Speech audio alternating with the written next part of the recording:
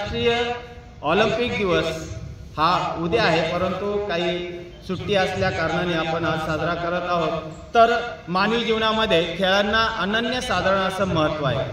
मनोरंजन त्याचबरोबर शारीरिक तंदुरुस्ती यासाठी जगभरात विविध प्रकारचे खेळ खेळले जातात। या विविध खेळांना आणि खेळाडूंना एका छताखाली आणण्यासाठी दर 4 वर्षांनी एकदा खेळांच्या महाकुंभ मेळ्याचे आयोजन अर्थात ऑलिम्पिक स्पर्धांचे आयोजन केले जाते।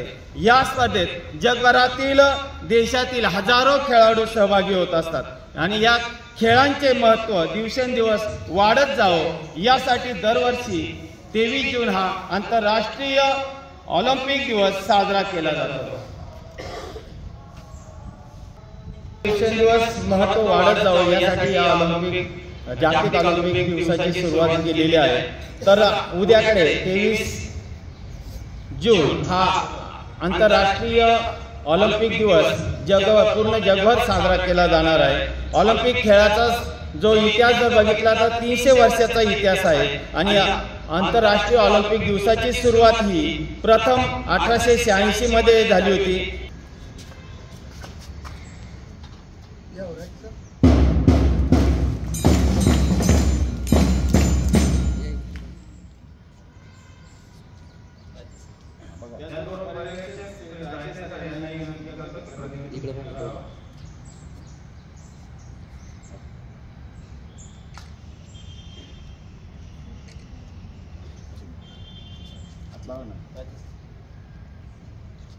मुख्याध्यापक उगले सर, विद्यालयाचे पर्यवेक्षक सर रायचे सर आणि माझे सर्व शिक्षक बंधू भगिनी विद्यार्थी मित्रांनो, बघा सरांनी तुम्हाला सांगितलं की 23 जून उद्या आहे। 23 जूनला काय आहे? उद्या रविवार, म्हणून तो दिवस आज आपण लक्षात घ्या। या दिवसाचं महत्त्व का आहे, 23 जूनच तारीख का आहे हे महत्त्वाचं आहे। जेव्हा 23 जून 1894 ला आंतरराष्ट्रीय क्रीडा परिषद भरली होती। त्या क्रीडा परिषदेत इसवी सन पूर्व 776 वर्षापूर्वी बंद झालेली ऑलिम्पिक स्पर्धा 1200 वर्षानंतर पुन्हा चालू करावी यासाठी कुबेरटीन यांनी एक प्रस्ताव ठेवला आणि तो प्रस्ताव त्या परिषदेत पारित करण्यात आला आणि तेव्हापासून 23 जून हा दिवस आंतरराष्ट्रीय ऑलिम्पिक दिवस म्हणून साजरा केला जातो, ज्याला इंग्लिश मध्ये आपण म्हणतो ऑलिम्पिक डे। तेव्हा हा साजरा करण्याचं कारण काय की ऑलिम्पिक मध्ये 200 देशांपेक्षा जास्त संघ सहभागी होतात। मग त्याच्यामध्ये काय काय येतं? सगळ्यात पहिल्यांदा सुरुवात झाली ती ऑलिम्पिक मध्ये मॅरेथॉन। आता मॅरेथॉन तुम्ही दरवर्षी आपल्या संस्थेत ऐकतात, जानेवारीच्या पहिल्या आठवड्यात दुसऱ्या आठवड्यात ती काय होत असते। मॅरेथॉनचे 2 प्रकार आहेत, एक पूर्ण मॅरेथॉन आणि दुसरी अर्ध मॅरेथॉन। आपल्याकडे 5वी ते 7वीच्या विद्यार्थ्यांना 2 किलोमीटर 3 किलोमीटर असते, हे सगळ्यांना माहिती आहे। तर 42.196 किलोमीटर ही जी स्पर्धा आहे ही कशी चालू झाली याचं फक्त एक उदाहरण देतो, संपतो। आणि ही गोष्ट काही वर्गामध्ये सांगितली असेल किंवा नसेल, ग्रीक देशामध्ये अथेन्स आणि स्पार्टा नावाची 2 राज्य, लक्षात घ्या, अथेन्स आणि स्पार्टा, या दोघांमध्ये नियमित वारंवार युद्ध व्हायचे आणि युद्ध झाल्यानंतर एकच राज्य जिंकायचे,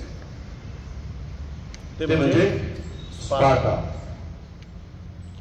आणि एकदा पुन्हा एकदा लढाई झाली आणि त्यामध्ये अथेन्सचा विजय झाला आणि विजय जेव्हा झाला त्यावेळेस त्यांच्या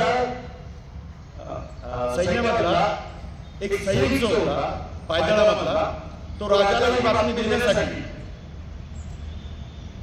42 किलोमीटर पळून कुठेही न थांबता रस्त्यामध्ये काटे असतील, दगड असतील, पाणी असेल, कुठेही न थांबता तो स्वतः राजाच्या दरबारापर्यंत आला आणि राजाला ती बातमी देण्यासाठी राजा झोपलेला होता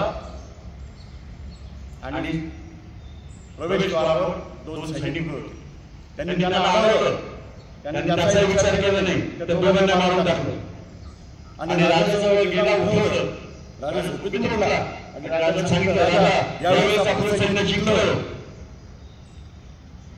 कळलं? आणि हा शब्द त्याने उच्चारला आणि तिथे जागीच तो गतप्राण झाला. त्याला पुन्हा पुढचे शब्द बोलता आले.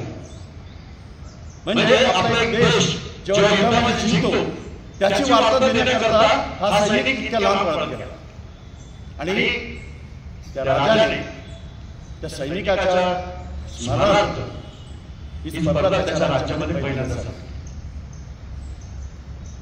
आणि त्या दिवसापासून ऑलिम्पिक मध्ये सगळ्यात पहिल्यांदा जर कुठली स्पर्धा होत असेल ते रनिंगची, त्याच्यानंतर 100 मीटर आलं, 200 मीटर आलं, 400 मीटर आले, त्यानंतर बरेचसे खेळ त्याच्यात समाविष्ट होऊ लागले. हॉकी असेल,